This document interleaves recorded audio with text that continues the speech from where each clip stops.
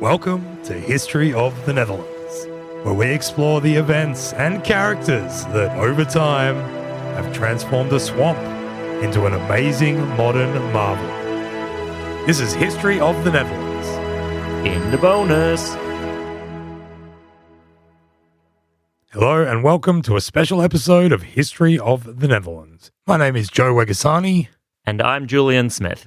In the summer of 2025, we were lucky enough to meet Rene Rosechild, who lives in Denver, Colorado today, but whose family roots trace back via Canada to the Netherlands.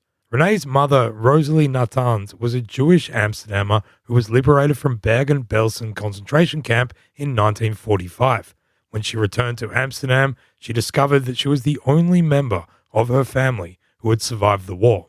Rosalie's mother, her father, her brother, her sister-in-law, her brother-in-law, and her two young nephews had all been murdered or succumbed to disease or deprivation in the Nazi concentration camps. Having had her entire life taken away from her, Rosalie made the decision, at the age of 20, to marry a Canadian soldier and emigrate to Canada. 80 years later, a large contingent of Rosalie Nathans' descendants from places all over the world came together in Amsterdam to install memorial stones in front of their family's former home on the Nieuwe Hoogstraat. These memorial stones are called Stolpersteine in German, struikelstenen in Dutch, or stumbling stones in English. They are brass plaques placed on the street in front of buildings which pay testament to the fact that at that address lived a victim of Nazi persecution. 3 of those who attended the ceremony were Rosalie Nathans' daughter, Rene, who we mentioned at the beginning, and 2 of Rene's nieces, Rosalie Wood and Gabrielle Richter. We spoke with Rene in our studio in Amsterdam and later with Rosalie and Gabrielle via Zoom. Throughout this episode, we will hear from them as we discuss Rosalie Nathans' story and the family's experience of getting the Stolpersteine installed outside the old family home in Amsterdam. Here's Rene. Testing. Tragically, I'm American. Are you happy being in Europe at the moment? Yeah. As you can imagine, and maybe we can mention, focusing on these things and at the same time being an American today just brings up a lot of questions. Yeah. Hello, listeners. My name is Rene. I am a descendant of a Holocaust survivor, which is why I'm here today. And I live in Denver, Colorado, United States. Rene, can you just tell us a little bit about that experience which you've been through in the last week here in Amsterdam? My experience of the last week, it's been an incredible, life-changing week for me, very emotional, lots of crying, lots of hugging, lots of thinking, and so much learning. There were a few other people there from my family. We had my niece Rosalie, who came alone, her sister Gabrielle, who came with her daughter Laurel, my brother Philip, who came from Vancouver, my stepbrother David, who came with his wife Barbara and his daughter Sophie, and I hope I haven't left anyone out. I've learned so much that I didn't know about what happened to Dutch Jews in the Second World War, and specifically about my mother and her family and what happened to them.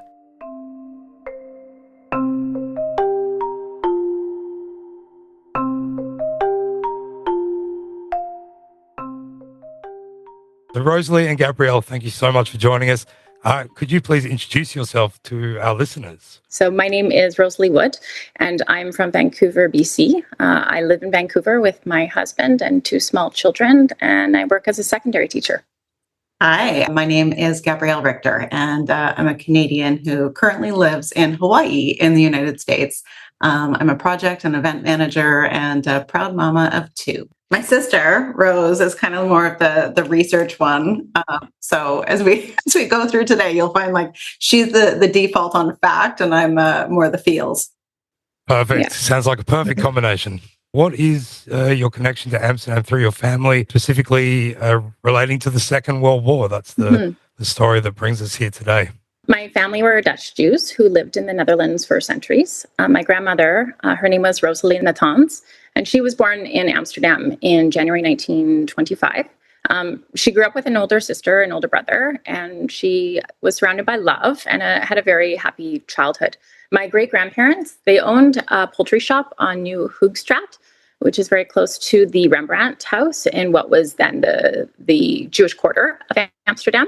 They lived on the floors above the store, and a few blocks away, they had a large facility where they processed the chickens. And the entire family helped with the business. They actually supplied the poultry to the royal family. And a highlight for my grandmother was when she received permission from her parents to deliver chickens to the palace.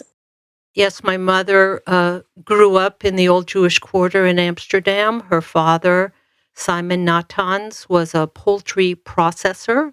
He had a shop at that location, which is still a shop today, but a very different one.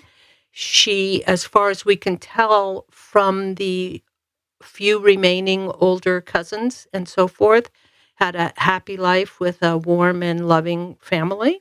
But as the threat of Nazi invasion grew, my great-grandfather, he remained hopeful that the family would be safe. He just couldn't imagine that the Nazis would expel them, since the Netherlands had been home for hundreds of years.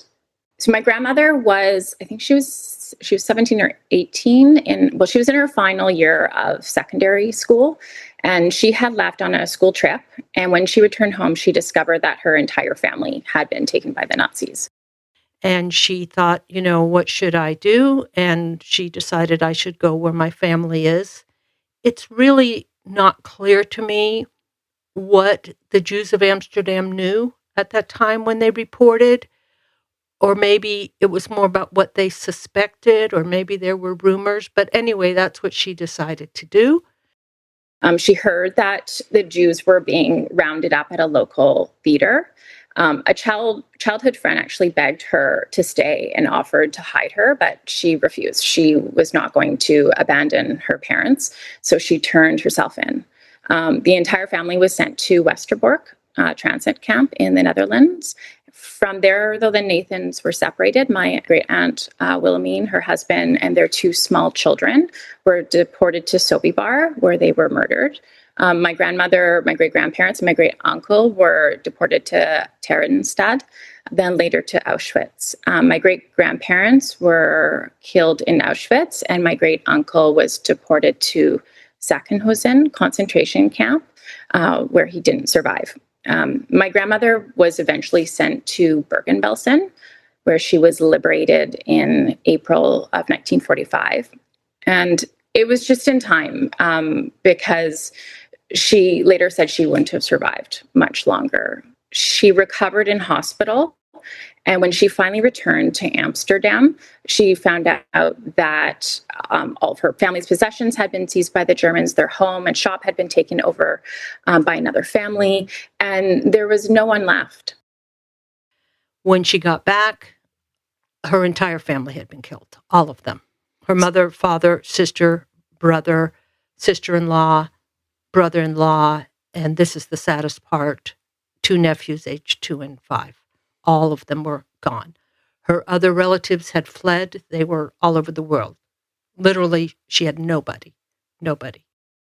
So she made the decision she married a Canadian and immigrated to Canada.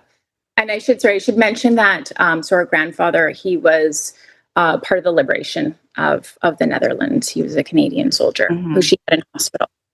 So they met in hospital, and I think when she returned to her home to find she had no further connection to it, she married a man she just met. There was that level of kind of desperation, and she left the Netherlands. Unfortunately, that marriage was not good at all. And when they separated, she had 2 little children. My older brother and sister. She was in a foreign country on the other side of the world with no family, no welfare. It was the 1950s. Actually, it was about 1950. And no help of any kind. I've learned recently that she was also pregnant. So that was a horrible situation to be in for her. She had to give that baby up for adoption and put my older brother and sister in foster care. It was the only way to survive.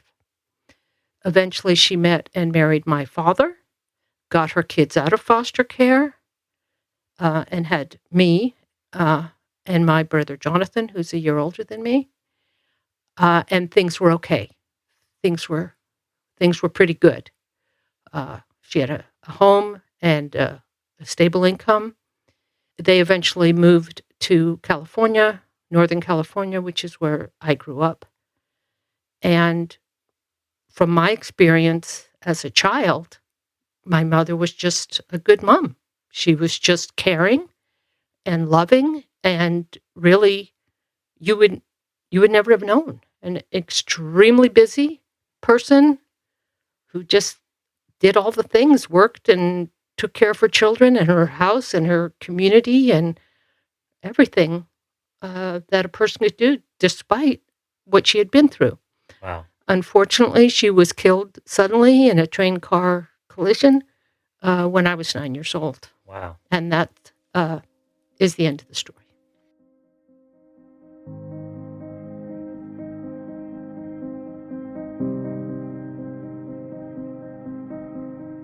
You have a lot of detail there about your family's history. I imagine a lot of research has gone into that. So you grew up wanting a connection with Amsterdam. How have you come to uncovering so much about your family and your history? Because we never met our grandmother and didn't really have a connection to her story and to, this whole Dutch connection. Everybody in our family has had interest. All of the cousins of our generation have had an interest since we were born. We were all raised by parents who were deeply impacted by our grandmother's story, but we didn't have connection to it. And I mean, stuff of legends for us in terms of, our grandmother went to so many different concentration camps and her survival was so unlikely. And so, in our generation, we wanted a connection too. So I think we've been students of her story our whole lives and piecing together, like having conversations with, the aunties and having conversations with family friends of our grandmothers and trying to get any morsels of information we could. And slowly building that storyline of what actually happened and, how we came to be where we are in Canada. Did she ever speak to you personally about her experience in the Netherlands during the war, or was that just something she wanted to move on from? Very little, almost none. Again, it's partly because I was a kid. Yeah. I wouldn't have understood. I mean, how and when do you even tell your child that there was such a thing as the Holocaust? Mm-hmm. I once met a very kind woman who had basically the same background and a similar story. Mm-hmm. And she was kind enough to tell me, we went here, we went there, here's what happened. And she told me that it took her 25 years before she could talk about it. Wow. And my mother didn't get 25 years. No. And when you say all of those things, all of those bad things, it was all within a 10-year period. Yeah. In this research that we've been doing over the last few years, one of the things we did is we pulled my grandfather's military records, and we thought that would give us a 12-page summary. The Canadian government sent us 700 pages of documentation. Wow. It was actually really mind-blowing for us. And we found, medical records and mental health assessments and photos and just stuff that we never dreamed lived in a file in the Canadian government. And in there was information about our grandmother's health, counselings about that happened between the military and my grandfather about marrying my grandmother and what level of mental health condition she was in post-war. So it gave us a lot further insights. And one of the things we learned was over the course of the next few years, and as she recovered from the war, how desperately she missed Amsterdam. And we know she never returned. Her life in Canada was also not particularly easy, is from what I understand. Not. And I think there's two factors there. I think you don't recover easily from, she was 17 to 20 in concentration camps, and, what she endured personally, and then losing her family, losing everything she knew. So I think we know that she came out of that in a tough mental health position. And then conversely, she just, can you imagine just marrying some guy that you'd only know in a couple of weeks because he seems like the best bet you've got going? So she was separated from, her language, her culture, and she married a person who, didn't end up being the best fit for her. And we never met, ultimately our grandfather ended up leaving her when she was in hospital recovering here in Canada, and abandoning his family. So, and she was also not accepted by his family. They were actually anti-Semites, and so she was not so you'd welcome. like to think she got on a boat and everything turned out beautifully, but that wasn't the narrative here. And we've been really humbled to learn a lot of the pieces of this as we've pulled it together. Our interview with Rene, Rosalie and Gabrielle will continue after this short break. So that leads us now like a long time down the line from then to where we are now, where you've just, with your nieces, been involved in this project for a few years to get these memorials made to your mother and to her family. How did you come up with this idea to do that? Again, I come up with nothing. I'm completely passive. My big contribution was to show up. Rosalie, my niece Rosalie, for whom I have nothing but admiration and appreciation, had become interested in her grandmother. My mother's name was Rosalie. Mm-hmm. My niece's name is Rosalie. My daughter's name is Rose, so on and so forth. Anyway, she just became interested in the whole thing, became a history major, wrote a big paper about it, was researching. She was just very curious. Yeah, I was always interested, even as a child, about my family's history and wanted to know more. We had a lot of unanswered questions because my grandmother died in a tragic car accident when my father was a teenager. So I started taking on my own research when I was in my 20s. And when I started studying history at university, I realized that there were a lot of resources available, and I learned how to navigate online archives. So that assisted me with my search. I learned about the Stolpersteine project through a BBC article I came across in 2019. And the Stolpersteine project was started by a German artist, I believe in 1992, Gunter Demnig, I believe is his name. And there are now Stolpersteine stones across Europe, thousands of them. And on the stones are placed out front of the former homes of victims of the Nazi regime. And it has their name and their dates of birth and the camps they were in, and whether they were murdered or liberated. And of course, for the vast majority, they were murdered. And of course, for most, it's the closest they have to a grave or an epitaph. Some years ago, I obtained documents from the International Center on Nazi Persecution in Germany. They have the world's most comprehensive archive on victims and survivors of Nazi persecution. It took a year for them to process my request and find all the documents on my family, but I ended up with hundreds. And I used the information in these files to complete my Stolpersteine applications. It was surprisingly pretty straightforward. I needed their home addresses, dates of birth, full names, and the concentration camps they had been in, and the dates of deportation. I submitted the applications online, and then I was contacted by the foundation. They have an organization in the Netherlands who works in partnership with the artist. And with that individual, through a series of emails, we confirmed all the details. And she was cross-checking the information I was providing her with sources. I'm not sure what her sources were or where she received them. But it was all the same as what I had. So, yeah, it was actually fairly straightforward. So we were able to have 9 stones installed in total. And that process took her about 2 years to get that done. So I was motivated to get them installed for my family because nothing existed tangibly to show they existed. The Stolpersteine are brass plates that carry names and dates, but they represent so much more. They affirm that my grandmother and the rest of my family lived, they mattered, and they won't be forgotten. It honors not just the tragedy of their deaths, but also their humanity. The Holocaust tore them away from each other, their home, and the life they had built. through the Stolpersteine, we bring them back to where they belong, reunited at home. I'll do my best to carry the story of my family forward to my children and my grandchildren. And I regard this as a duty. It's like the least I can do. Obviously, though, I won't be around to share what happened to the Nathans with all future generations. So when their history can no longer be shared orally, the stones will be there as remembrance. And that gives me great solace and it brings me peace.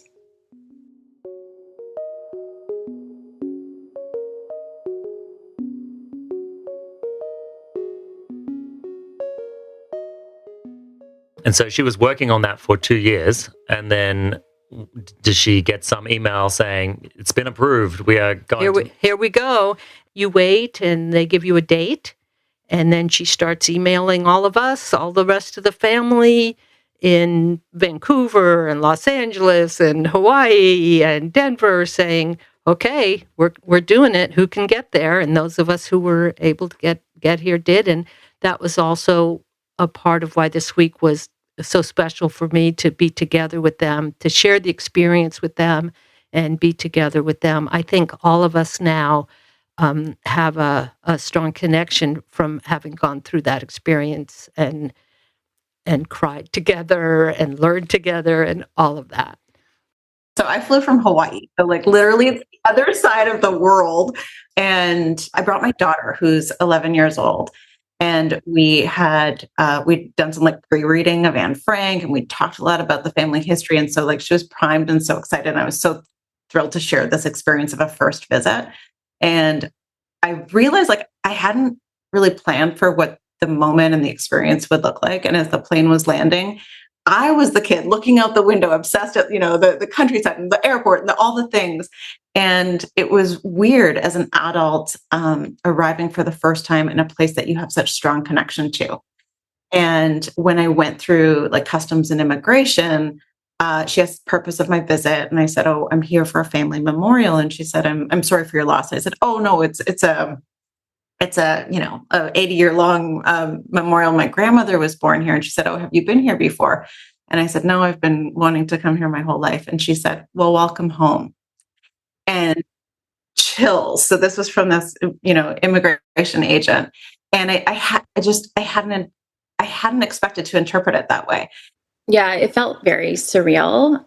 We'd always wanted to visit Amsterdam and see our family's home, visit the Netherlands. Being there, it was both extraordinary, but it was also heavy. We'd gone from having extensive Dutch family to having none. And I do feel a deep connection to the Netherlands, and I wish I'd had more time to explore the country while I was there. I'm grateful to be Canadian, and Canada will always be home. However, I also recognize that I'm a guest on Indigenous land, and my family lived in the Netherlands for hundreds of years, not Canada. So I don't have the same ancestral roots here. I think we both feel like there's a future for, we want to go back. We want to go back together, and we want to spend more time there. So we spent a week there, and it was an incredible combination of, doing the Rembrandt house and the Anne Frank house and those kind of pieces, but also kind of deep diving anything we could related to the history. And Rose and I, as soon as we connected with each other, we literally ran to the house through the streets. And it was an incredibly emotional moment connecting to. But the experience was magical and more than I think we had both anticipated emotionally. You said you ran to the streets to go see the house. Literally. Now, what was the impression when you saw the shop which is there now? Okay, so nobody prepped us for this. Okay, so we're like literally running through the streets, and I have Googled this house so many times over the course of my lifetime. And at one point the house above it was for sale. And so I've seen, the listing for the real estate. And so we were kind of running by memory, trying to figure out where we were. We arrived at this house, our family's home, and the shop on the main level. We had seen it online, and it looked, like a clothing retail company or something like that. And we didn't really understand that it was like a sex shop. I don't know, like a special niche market. What would you call it, Rose?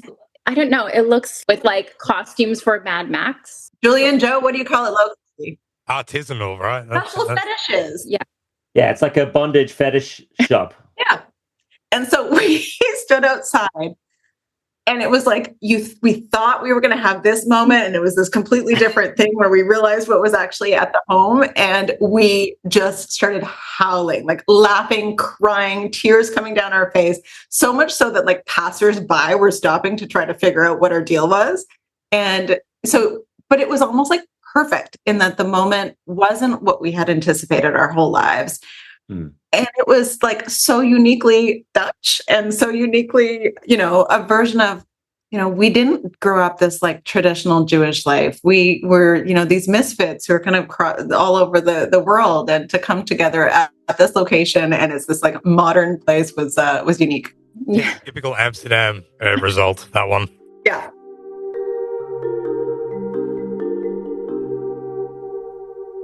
Our interview will continue after this short break.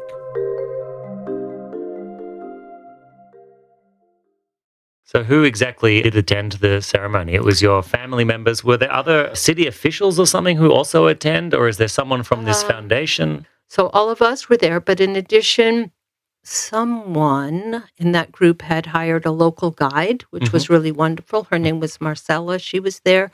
There was a representative from the foundation. That's her job. I'm sorry, I don't recall her name. It's okay. They hired a violinist, which was really nice to have there. And then like some people had, and my stepbrother's wife's cousin and his wife showed up. They happened to run into them in Europe, and just a couple other stray people like that. There were a couple of neighbors, people who live upstairs in my family's apartment. What was my family's apartment? Nice Australian guy across the way. And they give you 2 police officers, because I guess anything to do with Jews nowadays, for different reasons, completely different reasons, in Amsterdam, you have to have security. So there was 15 or 20 people there. And what did the ceremony involve? Were the plaques covered and they unveiled them in some ceremony? No, they put them in. The workers come and you see them open it up and put them in. That's pretty cool. And then I think the ceremony was really what Rosalie and Gabrielle had sort of designed. There were some readings. They let us speak if we wanted. And we said the mourner's Kaddish together, which is a prayer that Jews say for the dead. That was part of the ceremony as well.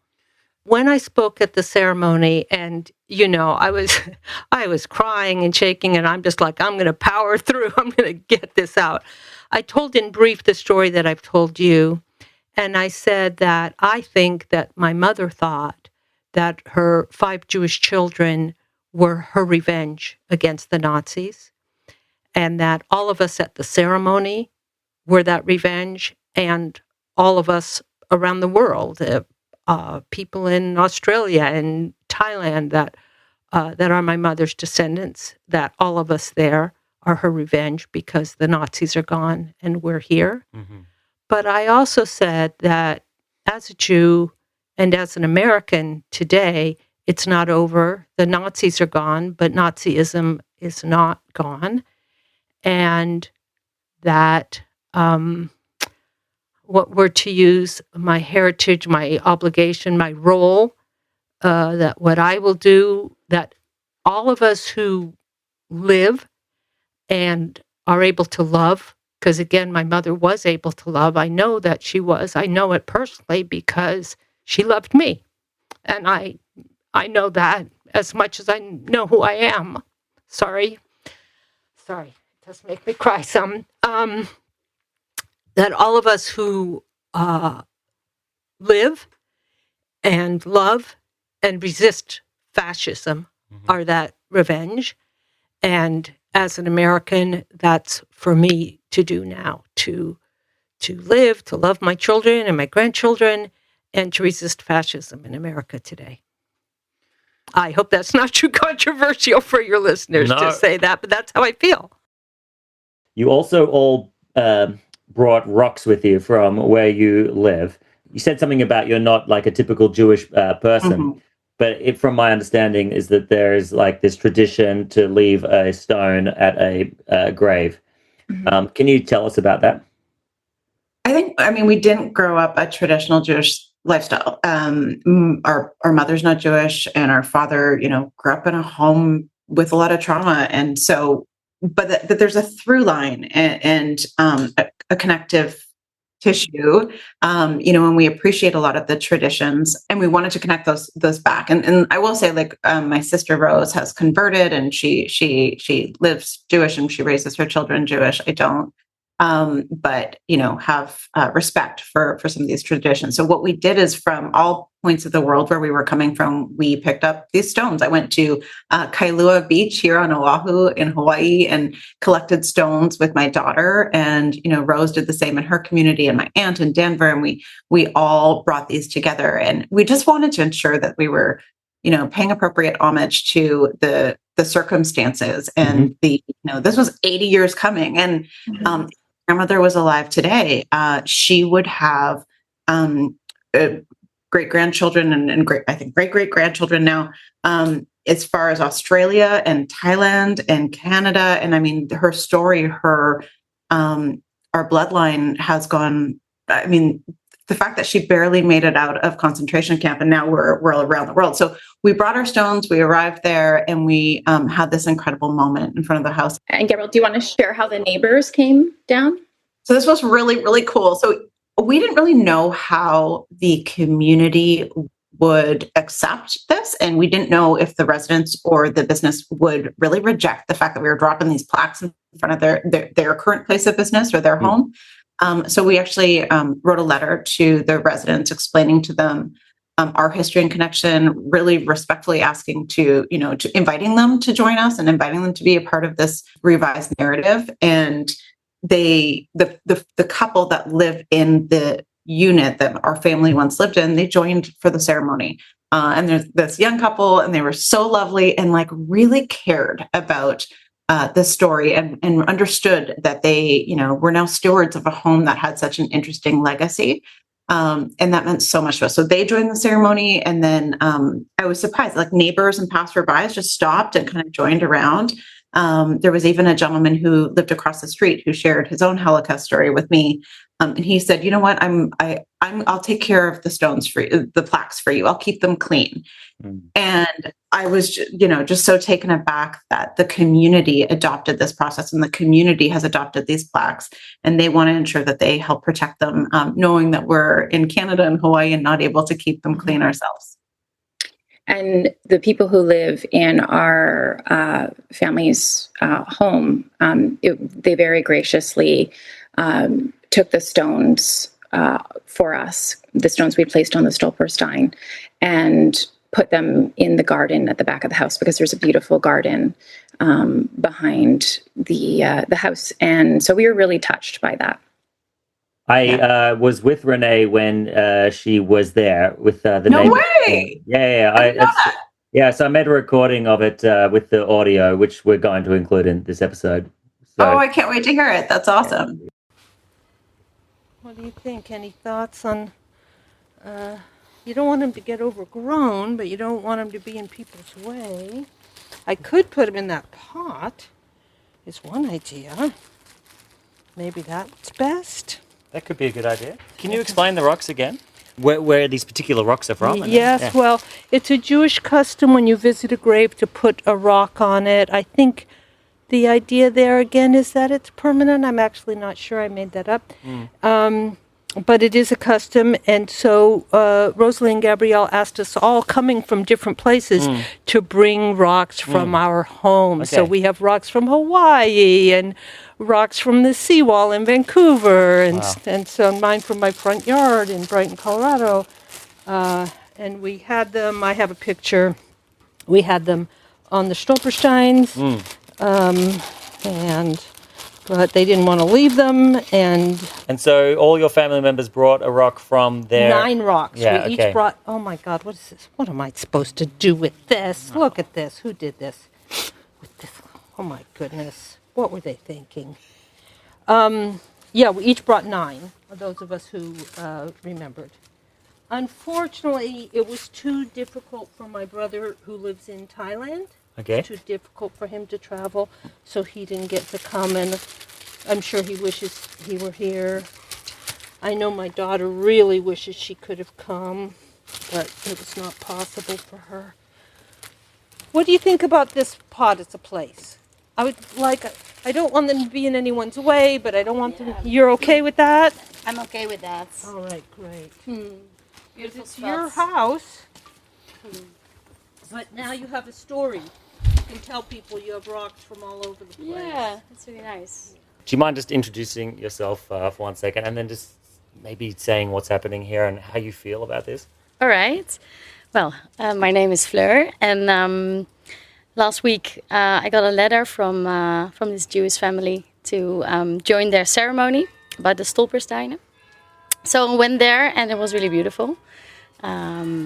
They talked about their grandmother and mother who used to live here, and I invited them in, and now Rene is here to make an altar of stones from over the world, from where their family lives, to honor Rosalie.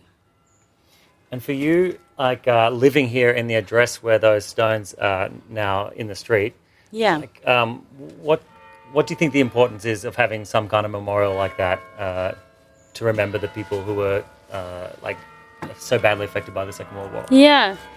Well, I'm really glad I met the family and learned more about the history of my house. I knew this was a Jewish quarter. I knew a little bit about the history, but now it makes it so much more alive, and I'm very grateful that I'm being part of it now. Yeah, and you get to meet Rene Exactly. and have this connection now. Yeah. And we really appreciate that you were open and welcoming and let us into your house and your garden. We very, very much appreciate it. It's an honor.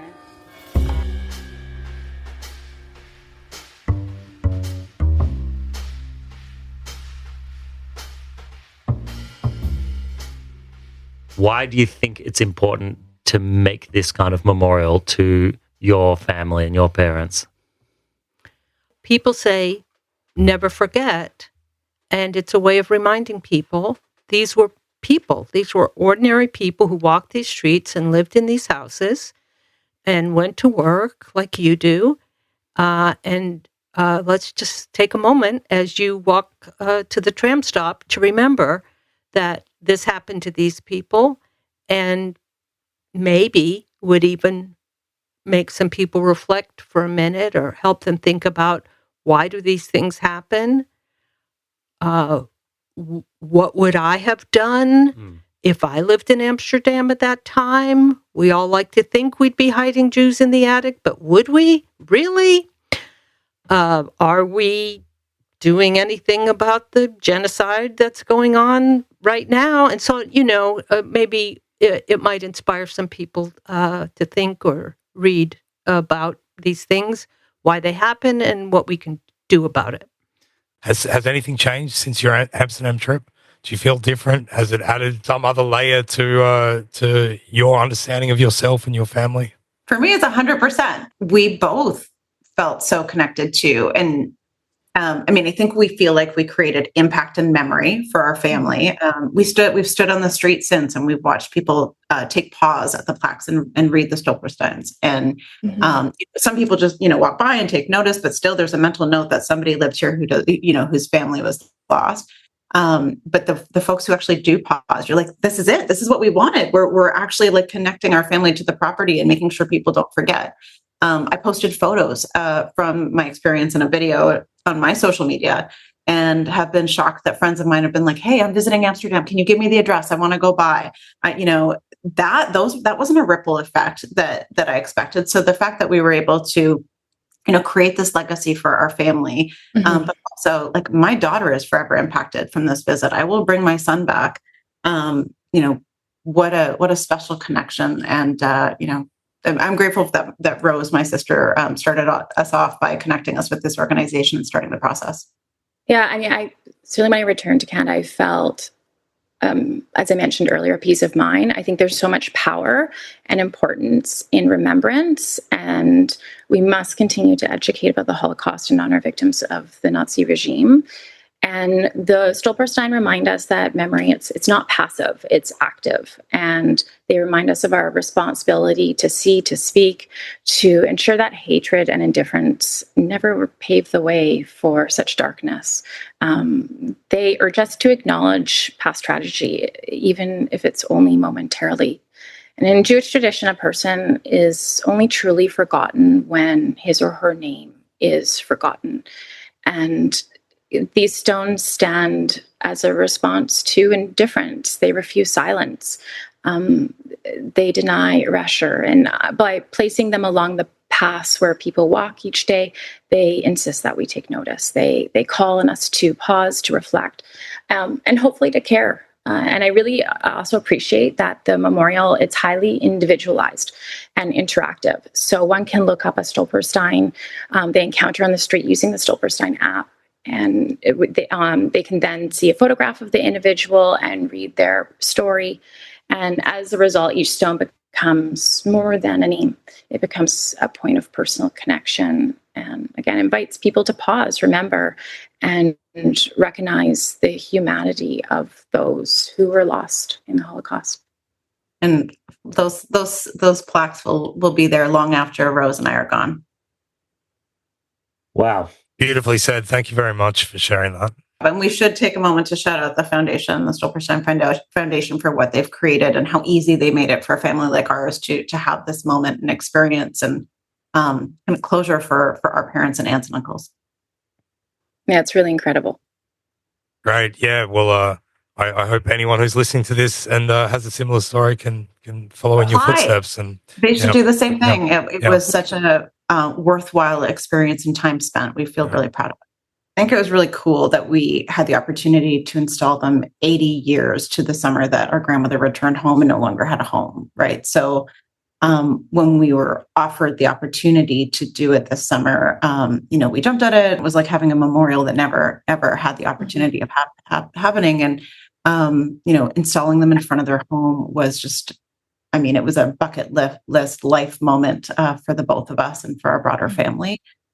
So really special that 80 years after not being able to come home, we brought her home, we brought our family home and, added her name and our family names to the home forever.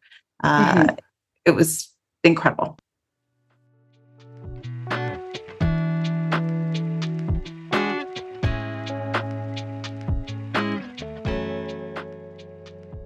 We would like to thank Rene Rosechild, Rosalie Wood, and Gabrielle Richter for coming on the show and sharing their family story with us.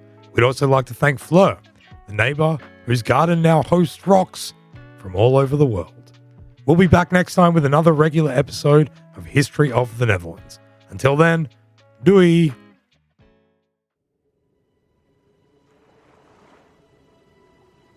Thanks for listening to History of the Netherlands.